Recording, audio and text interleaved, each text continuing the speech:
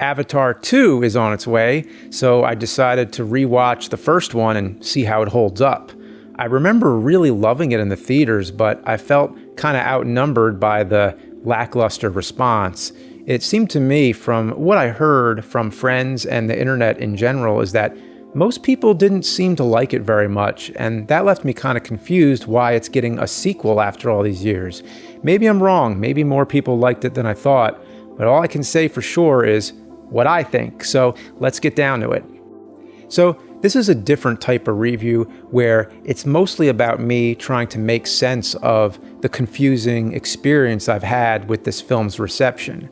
But first, let me talk about the movie itself. First, the positives. I really like the characters. Sam Worthington as Jake Sully, the human protagonist, I felt for him all the way through. He's a tool used by the mining colony to infiltrate the Na'vi, the species who are native to the world of Pandora. I love seeing him go through the transition of having a change of heart, coming to love the Na'vi and their people, and sharing their connection with nature. He's a character torn between two different worlds and has to make a tough choice between getting his legs back or living with the Na'vi. Zoe Saldana is also great as Neytiri, the chief's daughter of the Na'vi tribe. She's the typical love interest, but also is an important part of Jake's journey, teaching him the ways of the Na'vi, and is the one who puts her trust into him. Stephen Lang as the colonel, the head of the mining operation, is a real intimidating character who becomes the main villain. He's so cold, he's sipping coffee while laying waste to the Na'vi civilization. I really liked his performance. I thought it was very believable as a guy who doesn't think he's evil, but just tough and fair. But he's also kind of a throwback to 80s villains, and I like that a lot. Especially when he gets into the mech suit at the end, like, oh shit, it's the final boss showdown. I loved it. The supporting human characters like Sigourney Weaver and Michelle Rodriguez were also really great. But one that stood out was Giovanni Ribisi as the secondary villain, the corporate guy. He's such a dick. There's this little laugh he does all the time that's so good. There's also little details on how the technology is portrayed that comes off as very realistic. I mean, doesn't it seem like most of the time in sci-fi movies, everybody is overly proficient with operating all the computers and gadgets? But here, there's a scene where he's trying to look at a holographic map, and he's like, go back, slow down. You know, it's a tiny thing like that that just makes it seem so much more real. In general, I liked the idea of the human minds controlling the avatar bodies, because isn't that kind of like what we do when we play video games, pretend we're somebody who we're not? I also really love the idea of the Na'vi uploading and downloading their thoughts into the trees, sort of like an organic internet. Also, it reminded me of other James Cameron movies. It gave me a big Aliens vibe. Even the shot of Jake hanging onto the ship reminded me of True Lies with the final scene of the plane. Structurally, it's paced perfectly. It hits the traditional 3-act structure, all the right turns and emotional notes. The false climax is done really well. That's the part we all know when everything is going good. It's when Jake is connecting with the Na'vi and their world, meeting their approval, as well as the approval from his human superiors. He's taming those wild creatures. Peace and harmony is in full swing. The music is swelling, releasing those endorphins. And that only makes the low point hit even harder when it all comes crashing down on both sides. The Na'vi are upset he lied to them. Meanwhile, the colonel's pissed off that he betrayed his team. Next thing, the ships are coming in to blow up everything. Their sacred tree falls. Their civilization and culture are being destroyed. You feel like you're watching a real tragedy, and it's straight up tear-inducing. And it all finishes with this insanely epic battle sequence. I mean, basically what this movie boils down to is robots and giant monsters. The good stuff. So clearly, I love it still, but is there anything I don't like about it? To be honest, not much. Maybe it was a little too long. In the final act, it sort of just turns into another dumb action film. Rewatching it, I don't think it has the same impact it had on me when I first saw it in the theater, but isn't that always the case? It was on a big IMAX screen with surround sound, and not to mention, it was 3D. Probably one of few movies I actually saw in 3D, and it looked great. I think maybe the design of the Na'vi is a little weird. Maybe the eyes are too cute looking sometimes. I don't know, just something strange about it. The only thing I thought was straight up embarrassing was when the Na'vi speak in their native language, the subtitles are in what I think is papyrus font. Even the movie's logo, I think, was papyrus. Now, I gotta admit, I used papyrus in 2004 for my film The Jersey Odyssey's Legend of the Blue Hole.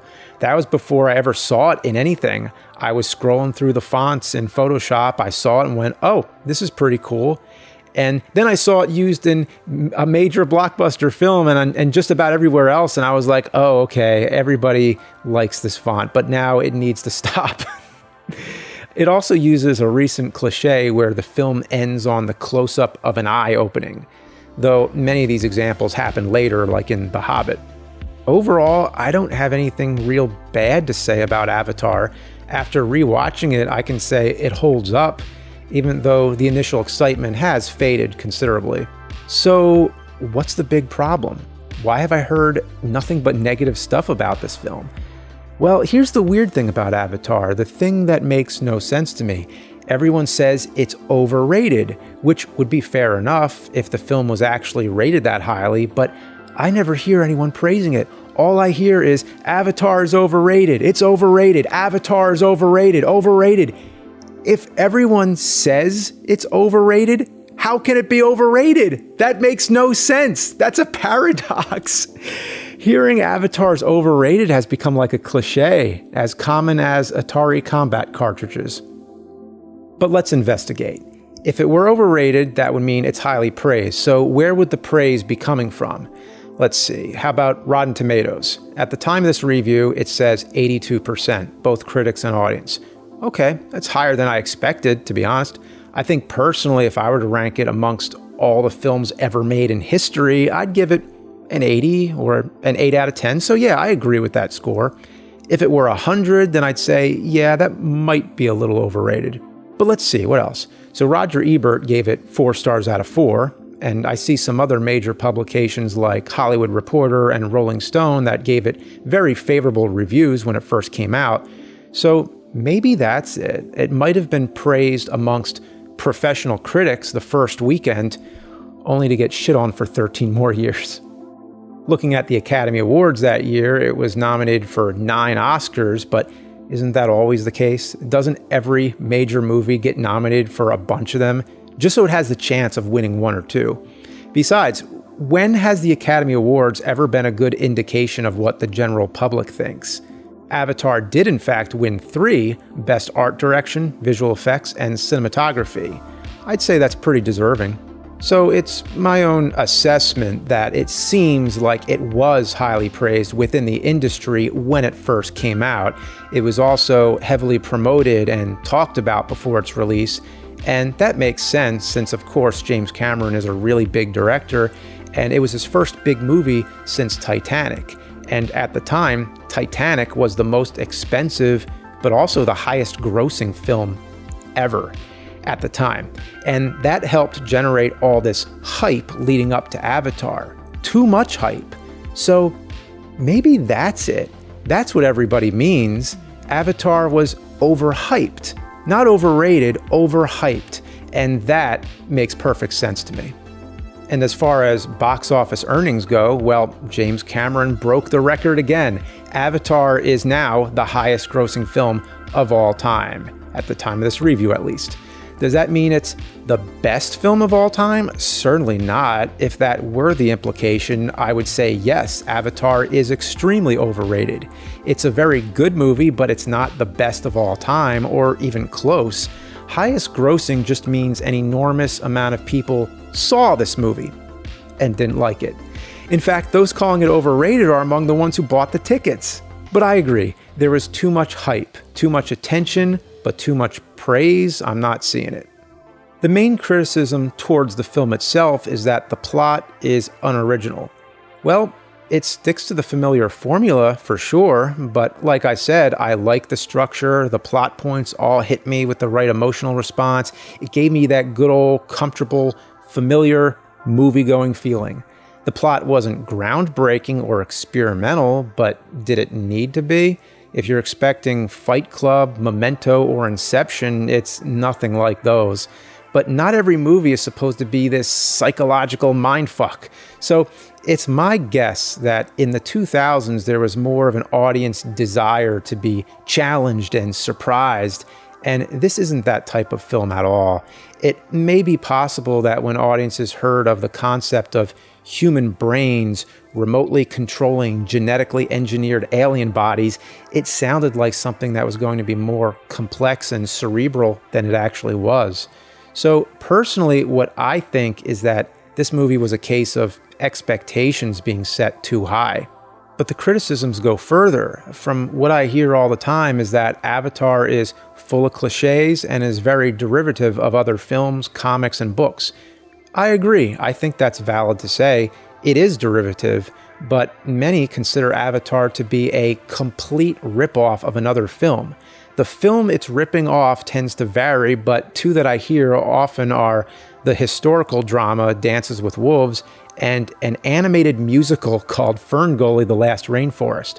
I had never seen either of those films, so I watched them.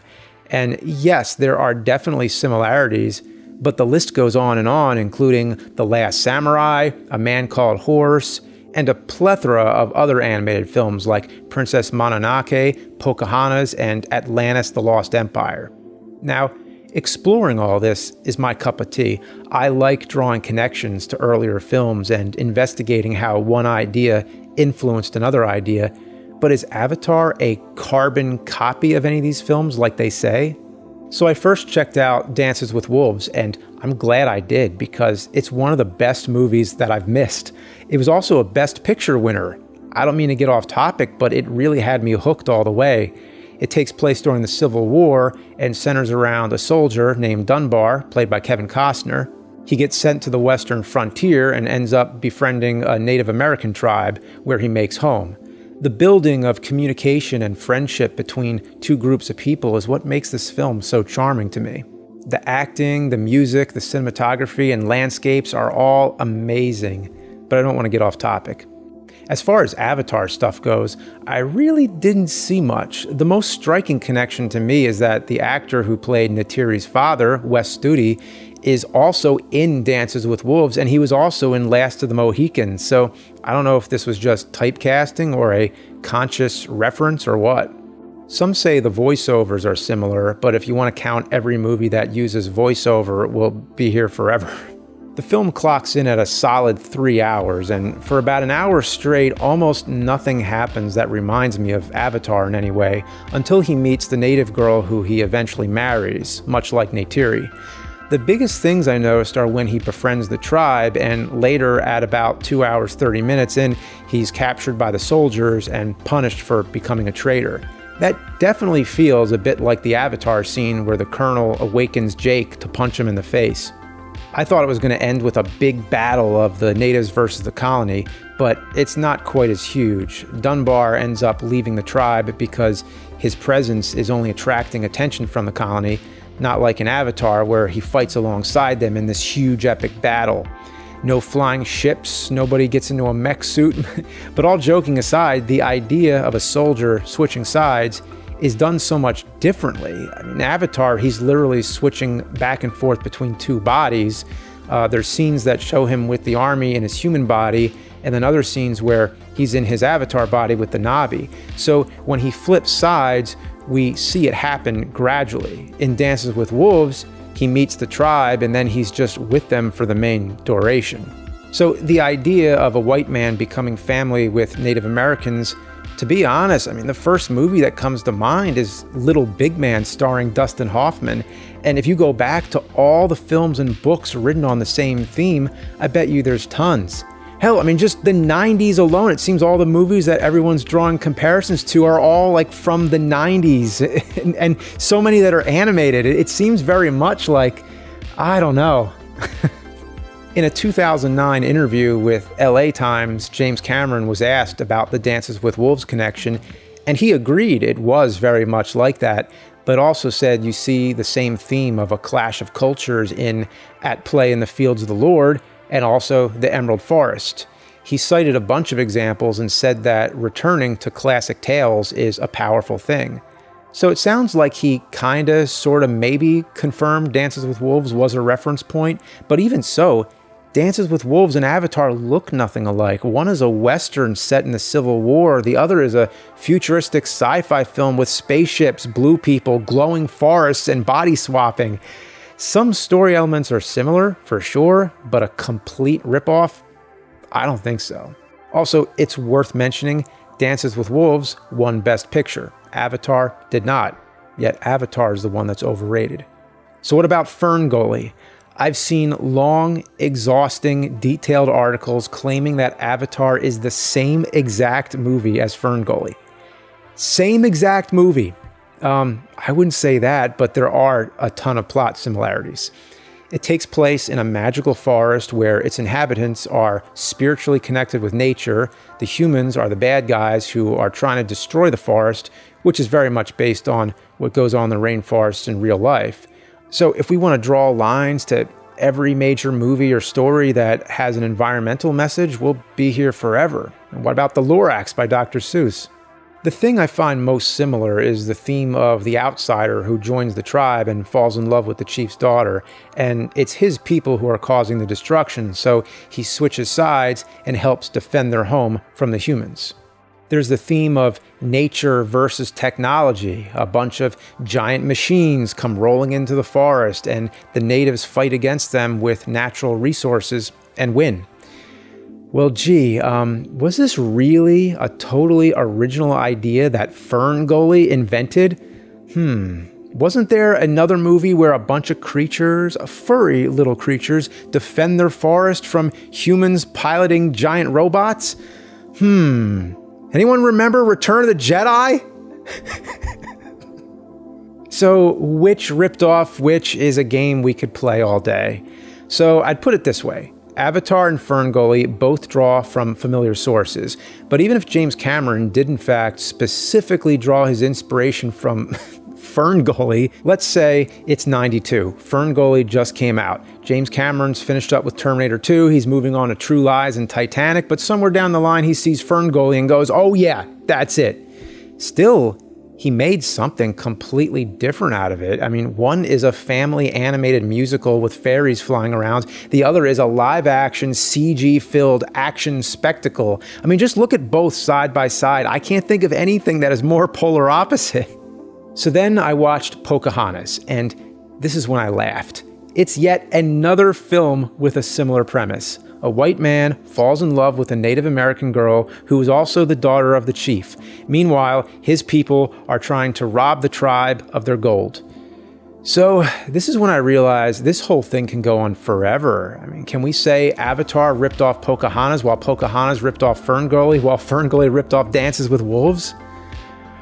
The idea of recycling old concepts is very common. Star Wars was heavily influenced by Flash Gordon, Wizard of Oz, The Hidden Fortress, The Searchers, Metropolis, and the list goes on and on. The Indiana Jones films were inspired by all the film serials like Zorro that Lucas and Spielberg grew up watching.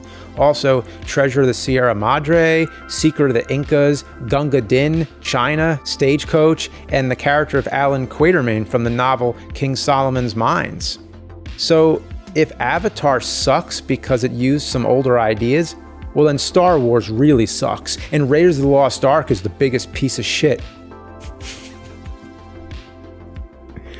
Oh, and with Quentin Tarantino, don't even get me started with all the films he's recycled. But Tarantino would be the first one to point it out. He seems like he would be glad to tell you all the films he's paying tribute to. It's not about whether the idea was adapted or if it was a sudden strike of lightning original idea. It's more about how they tell the story. What do they do that's new? For example, Ridley Scott's Alien is basically a retelling of It, The Terror from Beyond Space, where an alien sneaks aboard a spaceship. If you're going to call Avatar a ripoff, then Alien is definitely a ripoff. And aren't you glad Alien got made? Isn't it a pretty worthwhile retelling of It, The Terror from Beyond Space? And I'm not trying to say these are all the same case. It's up for debate whether these films are worthwhile retellings or straight up ripoffs. Is Hunger Games a ripoff of Battle Royale? Is Disturbia a ripoff of Rear Window? Is Reservoir Dogs a ripoff of City on Fire? Is Chicken Run a ripoff of The Great Escape? Is Friday the 13th a ripoff of Halloween? And is Halloween a ripoff of Black Christmas? Then there's some examples that are obvious ripoffs where there's no debate whatsoever. All those mockbuster movies that are made for one purpose only, to cash in on another's success. I'm talking about Transmorphers, Mac and Me, Atlantic Rim, The Bulk, Almighty Thor, Alien vs. Hunter, and Snakes on a Train. Then there's movies that come out so close together it's hard to know for sure, like The Matrix and Dark City. So some cases can be total coincidence. So I don't know, you might as well say Avatar ripped off Avatar: The Last Airbender. It's my belief that with Avatar, yes, James Cameron was in fact referencing a bunch of things he had seen or read before and molded them all into something new, just like Spielberg and Lucas. But Spielberg and Lucas did it long before the internet and before everyone was so analytical. What I think James Cameron did was similar to Gene Roddenberry. When Gene Roddenberry created Star Trek, he was trying to make a Western in space.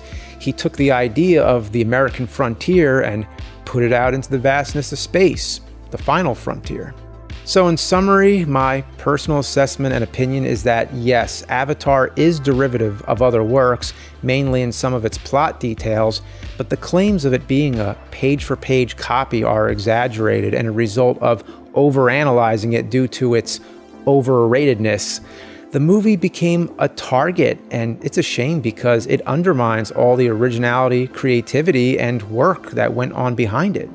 My opinion of Avatar stands. It's a great visual action film that tells an equally great familiar story while adapting many time-tested themes and formulas. It might not be the most fresh, trailblazing thing you ever saw, but as far as big blockbuster movies go in the 2000s action sci-fi genre, I'd say it's about as good as it gets. But perhaps it was overhyped, over-discussed, and over-criticized. It was a case of getting a little bit too big for its own good. And if you haven't seen it since 2009, give it another chance. Overhyped, not entirely original, but still a good movie.